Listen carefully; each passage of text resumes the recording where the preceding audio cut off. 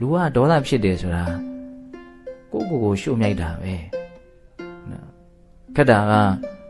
ကိုကသူ့ကိုမုန်းတယ်သူ့ကိုစိတ်တိုင်းမကြဘူးဆိုရင်ကိုစိတ်တိုင်းမကြရည်သူ့ကိုဆင်းရဲသွားစေမယ်လို့ကိုကထင်နေတာသူ့ကိုပဲကိုကဆင်းရဲစေခြင်းနေတာပေါ့နော်